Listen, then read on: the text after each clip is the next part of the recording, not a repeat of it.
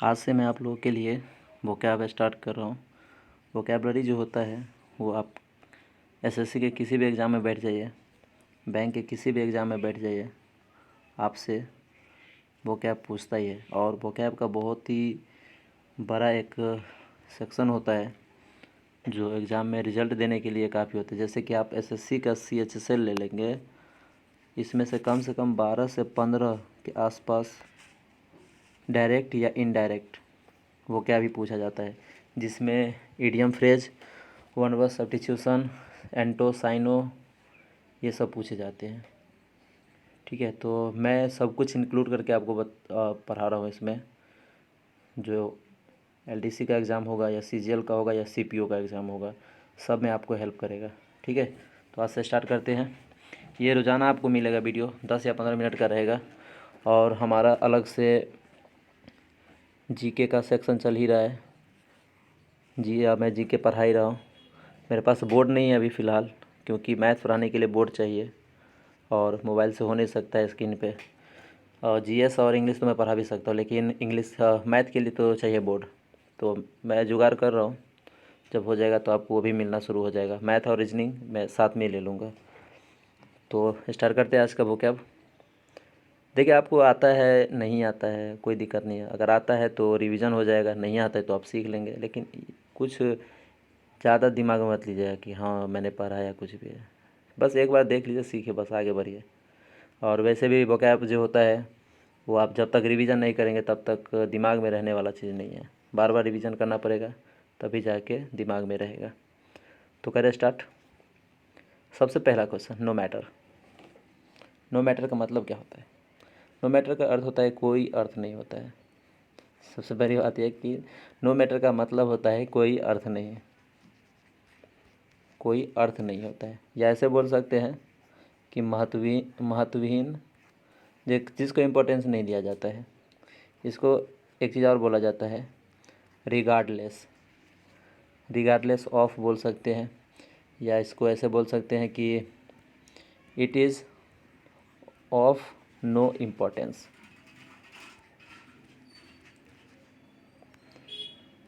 Next है आपका हैकीनेड। हैकीनेड का मतलब होता है आपका नीरस। हैकीनेड का मतलब होता है नीरस, जिसको हम लोग बोल सकते हैं घिसा पीटा। जो घिसा पीटा होता है उसको हैकीनेड बोलते हैं। और अगर आपसे इंग्लिश में डायरेक्ट पूछ रहा है तो आप इसको बोल सकते हैं ओवर यूज्ड बोल सकते हैं, या तो आप इसको बोल सकते हैं वॉर्न आउट बोल सकते हैं, या आप इसको टायर्ड बोल सकते हैं। अगर साइनो पूछ रहा है तो ये सब आप बोल सकते हैं। या ऑर्डिनरी भी इसके लिए यूज होता है, ऑर्डिनरी ये भी बोल सकते हैं। ठीक है, जैसे कि मैं एग्जांपल से बताता हूँ। जैसे कि द पायलट नहीं करते हैं, the plot of the film is just a hackneyed boys meets scenario. आप ऐसे देख सकते हैं। नेक्स्ट देखिए, नेक्स्ट है आपका एक्सीड। तो एक्सीड का मतलब होता है से सहमत होना, से सहमत होना। या इसको ये भी बोल सकते हैं स्वीकार करना। एक्सीड का मतलब स्वीकार करना भी होता है। इंग्लिश में इसको बोला जाता है एग्री टू और डिमांड। या आप ऐसे उसको बोल सकते हैं रिक्वेस्ट और ट्रीटी, संधि जिसको बोलते हैं। नेक्स्ट है एडमिट। एडमिट तो पता ही होगा, प्रवेश करने के संदर्भ में इसका प्रयोग किया जाता है एडमिट का मतलब होता है भर्ती करना या प्रवेश करना, दोनों में से कोई भी बोल सकते हैं।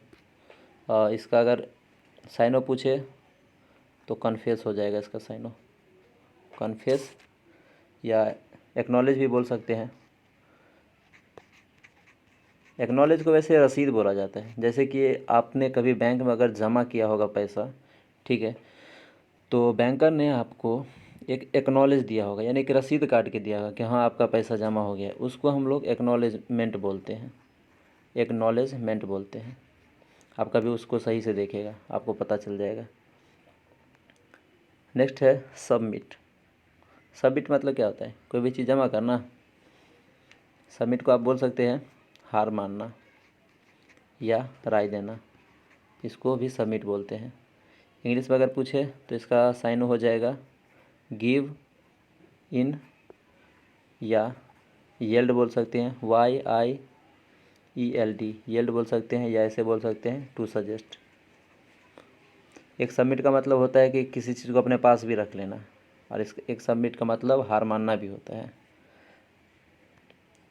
नेक्स्ट है आपका ग्रो। Grow, GROWN। ग्रो का मतलब होता है वयस्क। वयस्क, इसको एडल्ट बोल सकते हैं, एडल्ट बोल सकते हैं इसको। जैसे कि एग्जांपल से देखिए, I don't like to see a grow man in tears. मतलब कि मैं किसी वयस्क आदमी का रोना पसंद नहीं करता हूँ। I don't like to see a grow man in tears, यानी मैं किसी को आंसू में या दुख में नहीं देख सकता हूँ। नेक्स्ट देखिए, नेक्स्ट है आपका इनंडेट। तो इनंडेट का मतलब होता है जलमग्न कर देना, जलमग्न कर देना, जलमग्न कर देना। ठीक है, इसको इसका साइन आप लिख सकते हैं ओवरवेल्म, या इसको फ्लड बोल सकते हैं, जिसको बाढ़ बोलते हैं। ठीक है, नेक्स्ट देखिए, नेक्स्ट है अंडरवेल। अंडरवेल का मतलब होता है निराश। वेलमिंग होता है ना, उसी से बना हुआ है ये ओवरवेल। तो ओवरवेल्म का मतलब होता है निराश करना किसी को। ओवरवेल्म का मतलब होता है किसी को निराश करना, डिसअपॉइंट करना। इसका साइन हो जाएगा डिसअपॉइंट, या ऐसे बोल सकते हैं फेल टू इम्प्रेस और मेक अ पॉजिटिव इम्पैक्ट। जैसे कि अगर मैं एग्जांपल अगर देना चाहूँ तो लिख सकते हैं we have been inundated with request for help। Next देखिए एक्यूटेंस। एक्यूटेंस का मतलब क्या होता है? देखिए, एक्यूटेंस का मतलब होता है जान पहचान। जान पहचान को एक्यूटेंस बोलते हैं, जान पहचान को एक्यूटेंस बोला जाता है। इसको आप ऐसे इंग्लिश में बोल सकते हैं फैमिलियरिटी। जैसे आप फैमिलियर किसी से हो जाते हैं, कोई अच्छा आदमी मिलता है, तो यानी कि उससे आप जान पहचान बना लेते हैं। या इसको ऐसे भी बोल सकते हैं एज और एक्सपीरियंस ऑफ समथिंग। ठीक है, नेक्स्ट देखिए, नेक्स्ट है ह्यूमन। ह्यूमन का तो पता ही होगा, ह्यूमन मतलब मानवीय होता है। इसको बोलते हैं रिलेटिंग टू और characteristic human kind.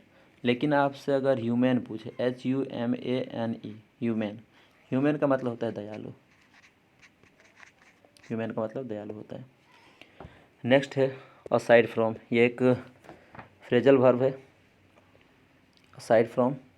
Aside from का मतलब होता है किसी चीज़ से पृथक हो जाना, यानी कि अलग हो जाना, से पृथक हो जाना, हो जाना। या इसको बोल सकते हैं अपार्ट फ्रॉम। अपार्ट का मतलब ही होता है अलग हो जाना।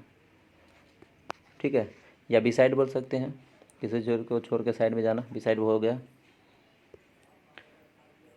नेक्स्ट देखिए, नेक्स्ट है फ्रॉम टाइम टू टाइम, यानी समय समय पर। मतलब असफलता के बाद पुनः योजना शुरू करना, असफलता के बाद पुनः शुरू करने को ही हम लोग मैंने कुछ गलत बता दिया, ये नहीं होगा। फ्रॉम टाइम टू टाइम का मतलब ये होता है अनियमित रूप से, ठीक है, इरेगुलर ही बोल सकते हैं इसको। मैंने नेक्स्ट का ही बता दिया आपको।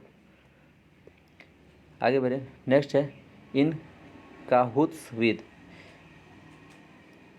तो इन काहुत्स विद का मतलब होता है सहयोगी। इन काहुत्स विद का मतलब होता है सहयोगी, ठीक है। नेक्स्ट देखिए, नेक्स्ट है आपका पैलेटेबल। पैलेटेबल, नेक्स्ट है आपका पैलेटेबल।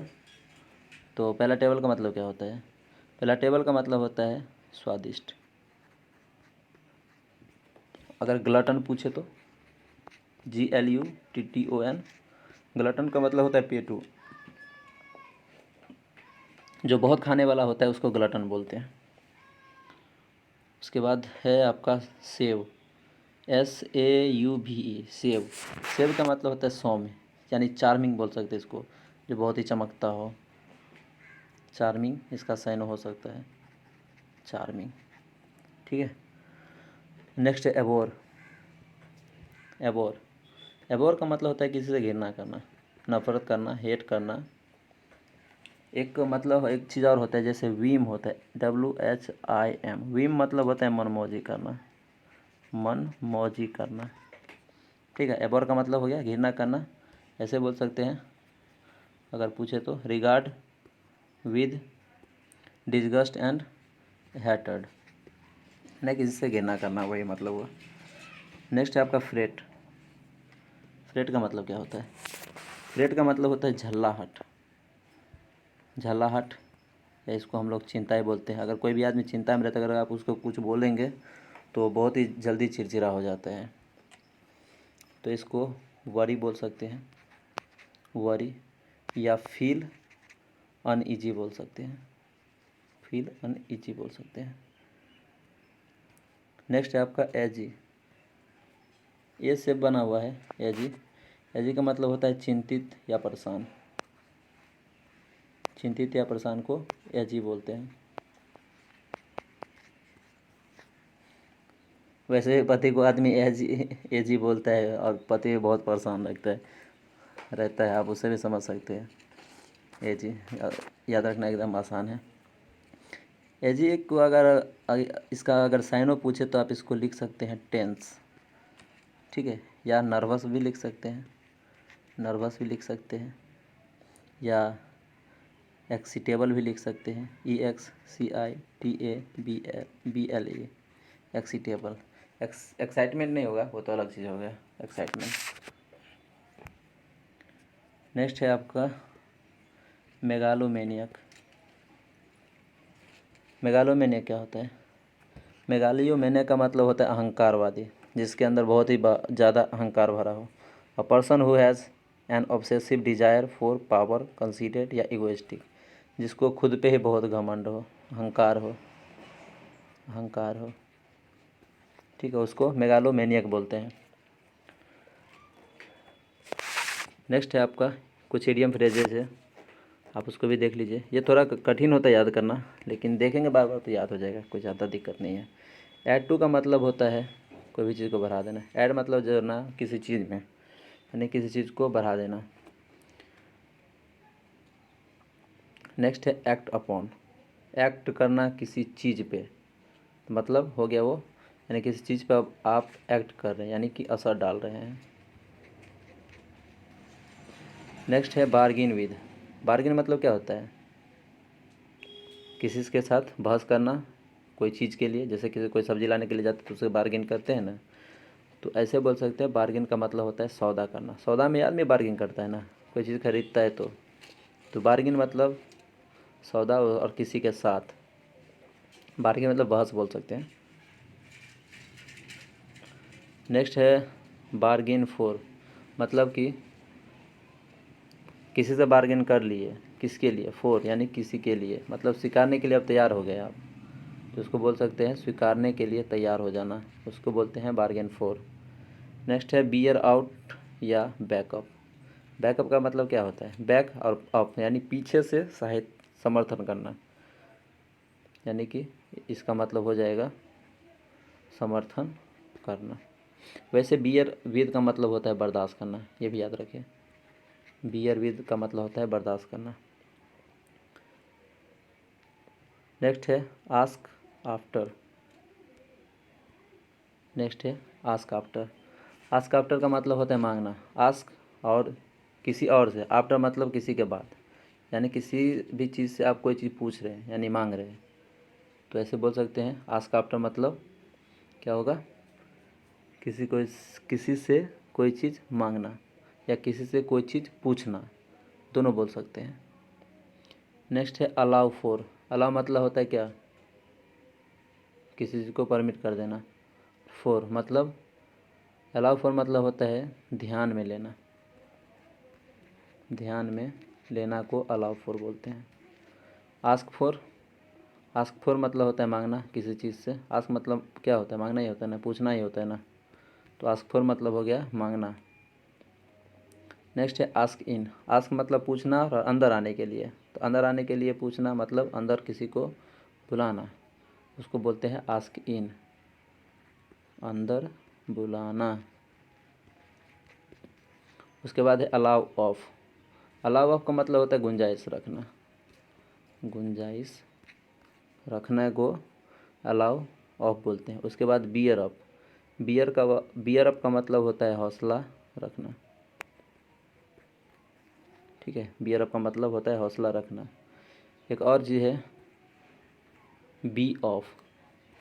ऑफ मतलब होता है किसी चीज़ से हमेशा के लिए कट हो जाना, दूर हो जाना, उसे को उसके लिए, जैसे आपने टेक ऑफ का नाम सुना होगा, यानी जहाज़ उड़ चुकी है, यानी वो रनवे छोड़ चुकी है। तो बी ऑफ का मतलब होता है चले जाना। बी मतलब होना और ऑफ मतलब कट हो जाना कहीं से, मतलब हो गया क्या, चला जाना। एक और होता है बैक डाउन। बैक डाउन को बोलते हैं अपना अधिकार या विचार को त्याग देना, उसको बोलते हैं बैक डाउन। बैकअप का मतलब जानते हो, समर्थन करना होता है। एक और होता है बैक ऑफ। बैकअप का मतलब होता है पीछे हटना। पीछे हटने को बैकअप बोलते हैं। एक और होता है back out. BACKOUT, backout. Backout का मतलब होता है पीछे हटना। पीछे हटने को ही बैकआउट बोलते हैं। अगर बीट आउट पूछे तो BEAT, बीट, बीट डाउन बोलो, बीट आउट नहीं, बीट बीट बैकआउट तो हो ही गया। बीट डाउन पूछे तो, बीट डाउन का मतलब होता है कम करना कोई चीज़ को। ठीक है, एक चीज़ और होता है जैसे कि आप थिंक ओवर बोलते हैं। थिंक ओवर, थिंक मतलब सोचना, ओवर मतलब बहुत ज़्यादा, यानी कोई भी चीज़ पे फिर से सोचना, यानी कि पुनः विचार करना। पुनः विचार करने को ही थिंक ओवर बोलते हैं। अगर थिंक थ्रू पूछे तो थिंक थ्रू, थिंक थ्रू का मतलब होता है किसी हालात के सारे प्रभावों और नतीजों पर विचार करना। थिंक थ्रू मतलब किसी हालात के सारे प्रभाव और नतीजों पर विचार करना। अगर थिंक अबाउट पूछे तो थिंक अबाउट का मतलब होता है जांचना। तो आज पहला दिन था इसका वोकेबलरी का, तो मैं इतना ही रहने देता हूँ। नेक्स्ट वीडियो में देखेंगे जो भी आएगा। उसके बाद मैं आपको LDC का जो है जितने भी vocab, idiom, phrase, one word substitution सब आए हुए हैं मैं वो करवा दूंगा। उसके बाद CPO का करवा दूंगा, फिर CGL में जो आया हुआ है PTR मेंस, मैं दोनों एक ही साथ करवा दूंगा। ठीक है, तो आप देखते रहिए वीडियो।